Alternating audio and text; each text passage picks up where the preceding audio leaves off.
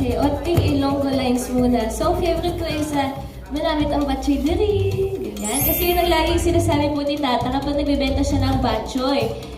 So, ano bang mga natutunan ko sa Iloilo? Tama po ba? Yun ang tanong? Yes. Okay. So, well, una, mas nakita ko po yung culture ng mga Ilonggo. So, talagang malalambing po sila. Actually, ang mother side ko ay mga Ilonggo po talaga sila. So, super lambing po pala talaga nila. Super welcoming. Masasarap sila magluto. At kapag basta Ilongga, gwapa. Ayan. At saka, natutunan ko sa Iloilo, masarap palang may love. Yes. Love ka ba? Yun. Yun lang. Wala lang sa sasabihin. Actually, the show was brought up recently, last year lang po, and everything started very fast. Jillian and I shared a workshop together with Tita Ann, and that's where we really got to work on our relationship work. I mean, at first, rom-com is light lang, but I think that's where the challenge is. Talagang lahat ng genre, lahat ng work in this industry, you really have to be serious and put in work because chemistry was no joke for me and Jillian.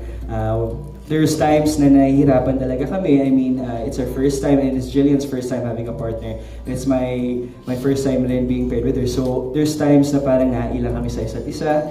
But we worked through it po together and I think that's what's important because like yung titigan, we recently were able to maintain eye contact for more than 5 seconds without laughing. So, masaya po kami dun and we're proud of each other siguro kasi nga this has been a challenge for us and seeing the sneak peek, na-excite lang kami. Yes, tama.